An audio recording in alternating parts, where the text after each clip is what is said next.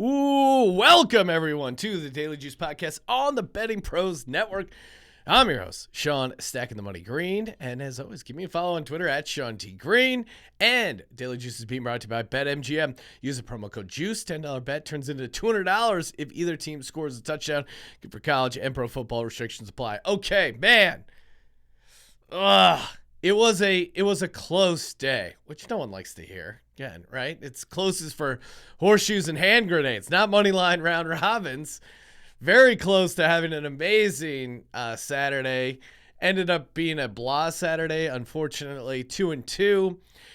So lost a little bit on the juice, but man, the two losses on the money line round robin were very close. All right, let's get to that. And of course, 5 NFL picks, all 2-unit plays. Basically just giving you my card for the Circa Millions. So hanging around with the Circa Millions. Again, over 500. That's always my goal coming to the NFL season. I know it. You're like, oh, you're supposed to be some sort of super sharp and pay you millions of dollars. NFL is super hard. It's super fun. Goal is obviously to get up to 60, but anything like 53 to 60% is a sweet return for a Circa Millions or any of these contests. So above 500, hanging around. We'll see. Yet to be determined. I have a chance. I'm in the mix if you can get super hot here late. But all right, we'll get to the NFL picks in just a second. Before we do that, let's recap the college plays. Kansas, man, horrific play. Just horrific. 55-14, Texas won. Jalen Daniels looked really rough in his return. I don't know if he didn't seem like he was 100%. And they just got destroyed. So not much else to take away from there. Money line round robin. Again, you got to go 2-1 on these. Didn't get there, so that is a loss. But let's get to the 2 wins ATS. Illinois plus 17.5. I mean, that was never in doubt. The only thing that was in doubt was who's going to win this game. Man, were they close. Felt like a couple of the calls that PI late. I was like, probably a PI, but come on. Michigan doesn't need that, and I feel like that. I'm always a let him play guy. Whether it's Brandon Graham accidentally touching a quarterback at the end of the game, or even Washington and that offensive PI, I'm always down to put away the whistle. Let's let these kids or grown men settle it on the field. Either way, the 17.5 never sweat. Had a live sweat on that money line for the round robin. Didn't get it done. And kind of a similar experience here with Wyoming. I mean, Wyoming was catching 14. They lost 20-17. But it was never in doubt, really, the plus 14. What was in doubt was maybe they were going to win this outright. They were leading for a decent portion of the game. Then Boise State had it. It seemingly like they could have run out the clock. It was a fumble. Maybe it was an interception. It was very unclear. Like quarterback was flying out. The ball popped up. I mean, we're talking like a minute 30 left. Wyoming returns it. Oh my God, they're in field goal range. They're going to pull this off. And then immediately the quarterback throws right into double coverage. The first play. Dude, you could do anything else except throw another pick there. Couple bad INTs for Wyoming. But like I said, it's tough to go in Laramie and get a win. And it was really tough for Boise State. They did get it done. So shout out to Boise State. But really, are we shouting out Boise State? No one had Boise State money line. So no, Wyoming got the cover. That's all that mattered. Although that money line would have been nice for the round robin. But then again, are you going to waste that Wyoming money line on the round robin if you don't have another one you don't want that lonely robin. All right, win a signed Ken Walker jersey, a.k.a. Ken9. All you got to do is go to youtube.com/bettingpros, hit subscribe, comment on this video. Comment with your favorite Monday Night Football props. That will be, I'll be talking Monday Night Football next up. Yeah, after recapping an awesome NFL Sunday, knock on wood, or press fiberboard, whatever this sort of desk is. Okay, here we go. Eagles at the Colts. I'm taking the Eagles. Surprise at -6.5 for a 2-unit play.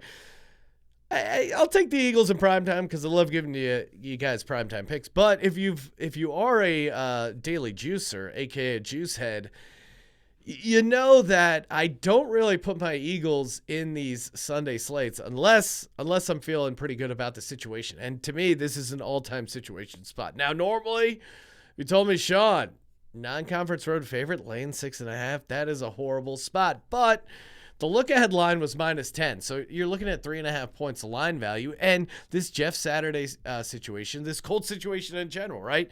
Jeff Saturday, hey, we're going to win a game. Everyone said we suck and that our coach has no business being an NFL coach. They got up for that game. They were playing the Raiders. You could argue maybe they didn't even look that great. Matt Ryan on 40-yard rushes doesn't seem like a sustainable offense.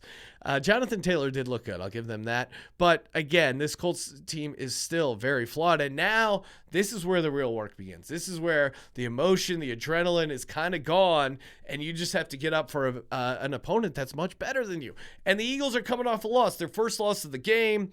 Sirianni's getting a little chippy. Like, hey, we look like crap. And he was right. Hey, Washington, I'm not going to be the guy that says the refs. Well, they outplayed the Eagles, and they deserve to win that game. Eagles look like crap.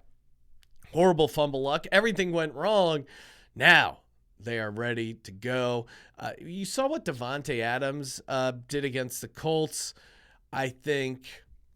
And, it's like I think A.J. Brown could have a similar massive game.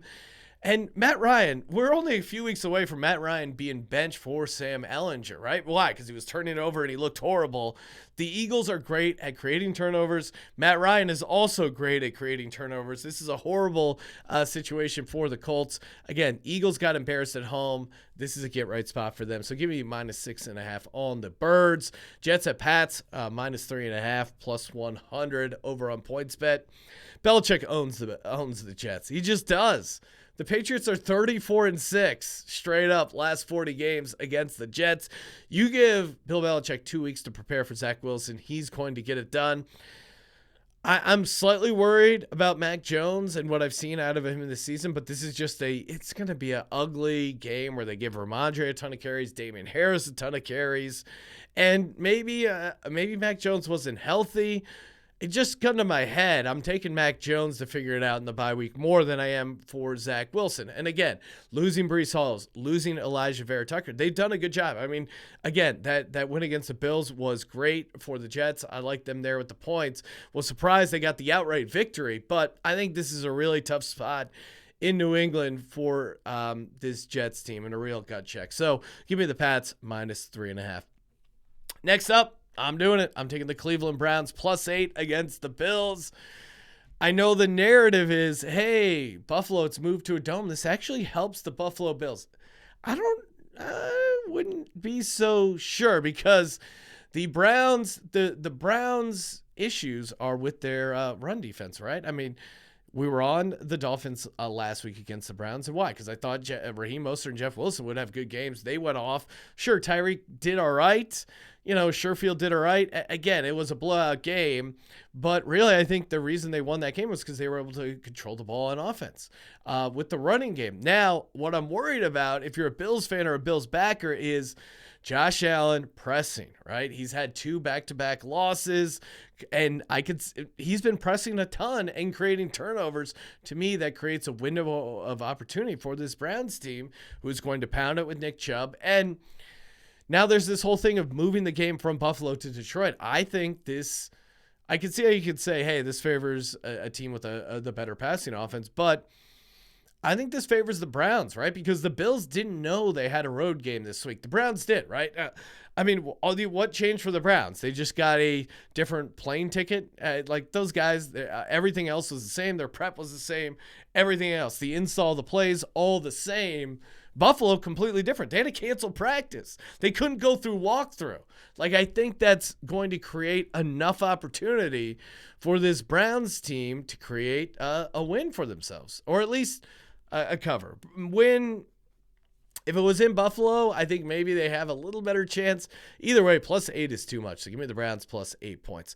Next up, Cowboys at the Vikings. I'm taking the Vikings +1.5, -105. I get why people are out on the Vikings. I get why it's like, hey, it hasn't looked great. It's not sustainable.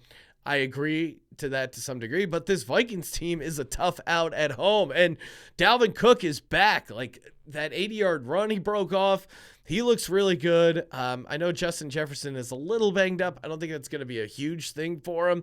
I think they're going to be able to pass on this Cowboys team, move the ball up and down the field. This Vikings team, while they're not great, they have good chemistry. They have good mojo right now, and this is a back-to-back road spot for the Cowboys. This is a tough spot to get a win and a cover, and I don't think Dallas should be a road favorite in a back-to-back road spot. I just don't see it for them. Last but not least, I read this post weekly called The Ref Report over on sportsgamblingpodcast.com. Has a bunch of fun info as far as like ref trends, home teams. Now, this is based just looking at the trends of these ref crews. Now, I think it's, for the most part, it doesn't matter, but there's always like 3 or 4 refs that are kind of outliers that are interesting to take a look at each week. In particular, this ref crew, home teams were 10-5 straight up and 9-6 ATS in the last 15, and 7-2 straight up and 6-3 ATS this season alone. So that to me is, you get a couple favorable calls as well. According to the ref report, refs are leaning towards home teams. That dome, that spaceship gets loud. You're hearing those guys in those crazy, Pippi Longstockings Vikings outfits yelling "Skull." You might give them a couple calls. So give me the Vikes at home. Speaking of home dogs, last but not least, give me the Pittsburgh Steelers plus 3.5, minus 105 over on FanDuel. I know this is a revenge spot for the Bengals, and I know they're coming off a bye, but man, TJ Watt versus this Bengals offensive line, I just can't get past this matchup. I love betting the Bengals when they're not facing a pass rush, and I love fading the Bengals when they are facing a pass rush. Like, TJ Watt is a game wrecker. You saw what he did against the Bengals that first game of the season. This Steelers team is a completely different team with him there. Mike Tomlin as a home dog, I always like that as well. And AFC North games always end up being close, always end up being more interesting than you think. A lot of times they come down to a field goal. So the fact that I'm getting the Steelers as a home dog plus 3.5, love it. And Jaylen Warren, and Pickens, both solid weapons, I think, to help round out their offense. So give me the Steelers plus 3.5 for 2 units. Give me the Vikings plus 1.5 for 2 units. Give me the Browns plus 8 for 2 units. Give me the Pats laying 3.5 for, you guessed it, 2 units. And of course, my Eagles minus 6.5 for 2 units. Hey, as always, give us a follow on TikTok at Betting Pros. Follow me on Twitter at Sean T. Green. Check out my other podcast, the Sports Gambling Podcast. BetMGM.com. Use the promo code JUICE. And as always, don't forget, subscribe, rate, and review. And as always, let it ride.